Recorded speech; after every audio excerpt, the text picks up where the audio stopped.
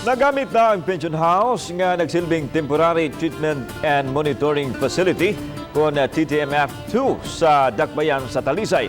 5 ka mga nagpositibo ang gipahiluna sa bagong quarantine facility sa Dakbayan. Si Chelo Valiana sa report.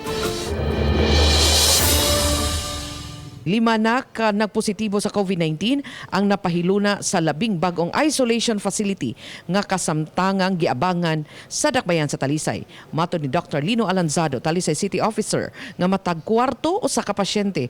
Adunay kaugalingong washing machine, TV set, apan limitado ra ang ilang paglihok-lihok. Dili qualified ilang bahay for home quarantine, so ibalhin sila diha sa TTF2 nga facility. Gipasabot ni Alansado nga kabahin na kini sa pagpangandam sa Dakbayan sa pag-uli na sa mga public schools sa Department of Education nga gihimong quarantine facility. Adunay 60 ka kwarto ang Temporary Treatment and Monitoring Facility 2 nga mamahimong dungagan pa kung gikinahanglan. Samtang midugang si Alansado nga mamahimong tukuran og dugang lawak ang Talisay City Tech VOC nga gihimong quarantine facility sa Barangay Langtad aron makapahiluna og dugang COVID-19 patient. Wala naman po yung mga enrollment nga gidawat karon gud.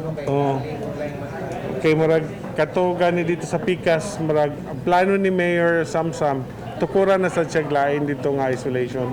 Uban ni Renante Quiñones, Chelo Valiana, Balitang Bista.